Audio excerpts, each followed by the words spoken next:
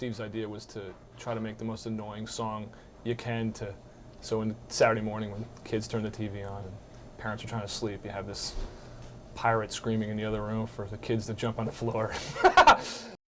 This is a guy known as Painty the Pirate. Those are my lips, but I don't sing the song. That's Pat Penny.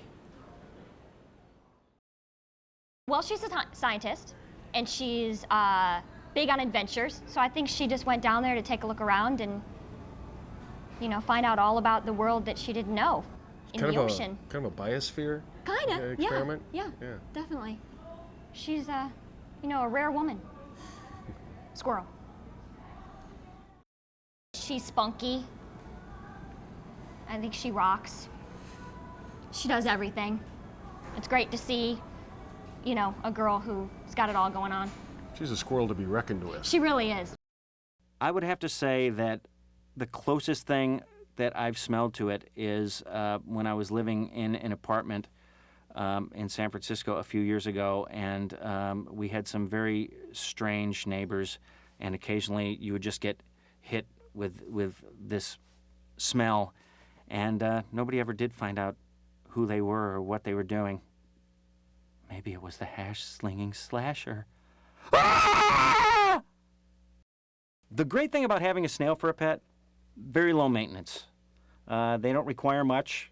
They don't chase cars or run outside in the street when you have the door open because they can't. They just don't have the ability.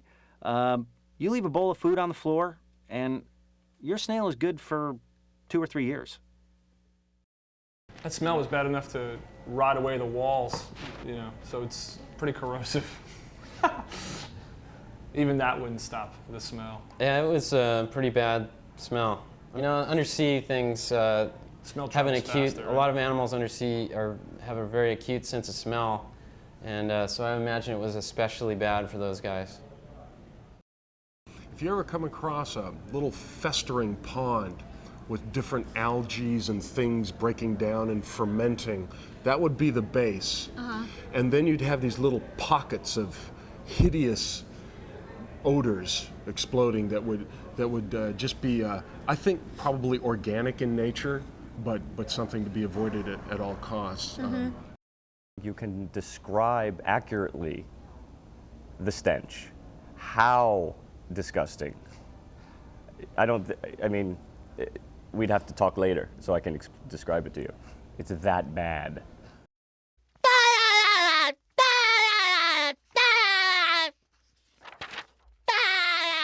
Good one, Patrick. Well, maybe it's just because you're ugly. Ugly? You gotta be kidding me. Better try the reflection test. Hi. Oh, no! I can't be ugly! I can't be ugly! I can't be ugly!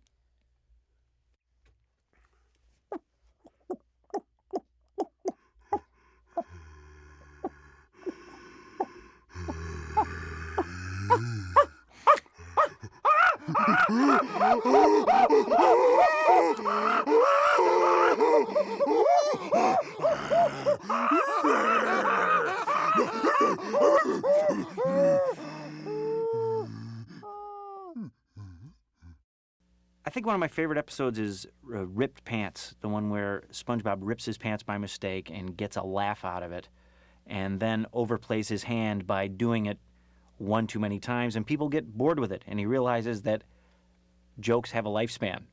And I think that's something that happened to me a lot as a kid, where you would accidentally hit on something that was really funny, and you would just do it over and over and over again, and when people stopped laughing, it was kind of like a slap in the face. It kind of hurt.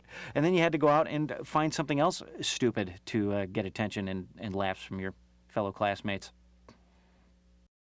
Who is Nosferatu? Actually, Nosferatu is not even his name. I think it's Count Orlok, and he was in a very old movie, an early version of Dracula, which was made a very long time ago, and everyone who's ever seen the pictures from this movie remembers them. They're really, really scary. And we figured we could use that. But we can't call him Count Orlok because no one knows that's what his name is. They only know the name of the movie, which is Nosferatu. Hence, Nosferatu. This is what a natural dried up sponge looks like. So you can see it's a lot different than SpongeBob. But as far as sponges go, they are really bizarre and interesting. One of the things that I had heard about while teaching was that they've done experiments where they put a living sponge in a blender and they blend it up into a soup. And if you leave it overnight, it'll reform back into itself. So they're very strange animals. And in fact, they are animals, by the way. Some people think they're plants, but they're not. And so just the idea of the main character being about such a bizarre animal I thought was funny. Once upon a time when SpongeBob was running around the restaurant trying out all of the different things he could do at night, we had a different gag where he runs over to the floor, he rips up a section of floorboard and says, "I'm delivering the mail to Floorboard Harry." And there's a little guy under the floorboards who reaches up and grabs the mail and pulls it in. "Thanks. At night." And he slams the board down. And originally, this was going to be the end of the show. We used Nosferatu in the end, but once upon a time, Floorboard Harry was going to be the guy who was flicking the light switch. But we found out that Nosferatu was funnier. I don't know. I've been sworn to secrecy. I can't go there. I just wouldn't feel right about it. Well, all I know is that a lot of little seahorses have been disappearing lately. Yeah. That's all I can say about it. Yeah. What is in the Krabby Patty recipe? We get hundreds and thousands of cards and letters from would-be fast food entrepreneurs that would love to find out that secret. We, the actors, do know, because in the course of our character research, we do have to actually make Krabby Patties. But when we took the job here, Nickelodeon made us sign reams and reams of disclaimers and paperwork saying that if we ever revealed any of the herbs and spices or any of the elements of the Krabby Patty formula, we'll be holding open auditions for your character the following Monday. Well, we can't tell you, otherwise it wouldn't be a secret, right? Exactly. Well guarded. Yes. Even we don't know, I think. So I'm not only the storyboard supervisor, but I wrote the song that we used in the fun show. When we were writing the show, my friend Aaron and I, Steve gave us the idea to do a song, but he didn't give us very much guidance. He just told us to do something that had the word fun in it. So we started picking around with words, and he said, for example, that, okay, F is for friends, and U is for you and me, and that pretty much gave me the start. So we grabbed Steve's ukulele and just started picking out notes, and a little while later it came out to be like this. F is for friends who do stuff together. U is for you and me. N is for anywhere and anytime and all down here in the deep blue sea. F is for frolic through all the flowers. U is for ukulele. N is for nose picking, sharing gum and sand licking here with my best buddy. Of course, it didn't sound like that at the beginning, but after a few hours, we wound it into a nice little song. Plankton's computer is actually his computer wife, Karen. Yeah, anything Mr. Krabs can do to get people to work harder is new age management, I guess, to him. And touchy-feely. Yeah, I think the joke in that case was that he was having them give gifts and be brotherly, and Mr. Krabs is probably uninterested in that unless, again, he can make money, make the employees work harder for less. We don't take atomic explosions when literally we don't take them lightly, but they are so severe that I guess they're involved in satire here. The Bikini Bottom is named after, or supposed to be associated with Bikini Atoll in the South Pacific, where they did extensive atomic tests. So I'm not sure, but I think there is a relationship there. See, Squid belongs to some of those music societies, right? The Undersea Clarinet Society.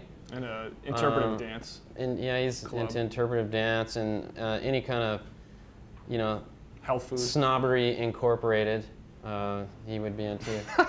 Fancy. Yeah, he has a Fancy Living. He subscribes to Fancy Living Digest.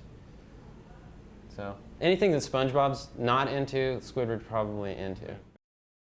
I don't hate SpongeBob at all. You know, he complains, he grouses, but deep down he has a respect and a like for SpongeBob. Every so often he'll hurt SpongeBob's feeling, and he goes, "Oh my goodness, I got to go make amends to him." You know, so he's got a good heart. He just covers it with this curmudgeon shell. I knew it. SpongeBob. You do care. No, I don't. I do not. That was just a cover. I don't. When SpongeBob catches the jellyfish, and this is something that you should never try with an actual jellyfish in an actual beach setting, he milks them of their jelly, which he then spreads on bread and eats.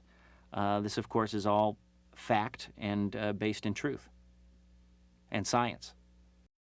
Yeah, it's interesting. SpongeBob's bed is made up of 3 mattresses piled one on top of the other, and people sometimes ask if this is because he has a bad back or back problems. The answer, of course, is he has no back. He's an invertebrate, completely spineless. So I think it's just a personal choice that SpongeBob makes.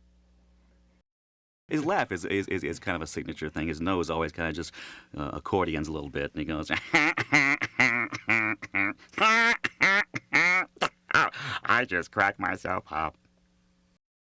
I was thinking that SpongeBob needed a sport, even though he's kind of a dork and a nerd. He probably needed some kind of activity that he really liked. And I thought about, I guess, how when I was a kid I liked collecting bugs, which isn't really much of a sport, I suppose. But I thought, well, what if he collected jellyfish, kind of like bees? They sting. They can inflict quite a welt, you know.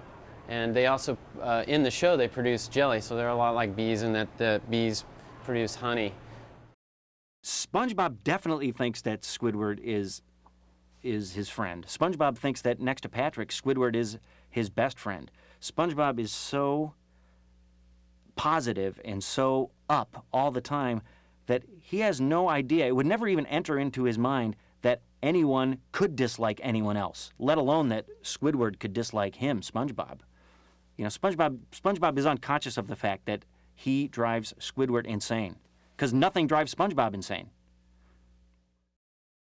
People often ask if SpongeBob wears the exact same pair of underwear in each and every episode, and I would have to say mostly yes. You know, he buys 3 a year. They come in a little cellophane-wrapped 3-pack with a little cardboard card in the back, and that's it. That's it for the year. First of every year, he goes out and buys his 3 pairs of underwear for that year, and that's it. He doesn't buy any new ones. In this world, you are either a boxer man or a tighty-whities man.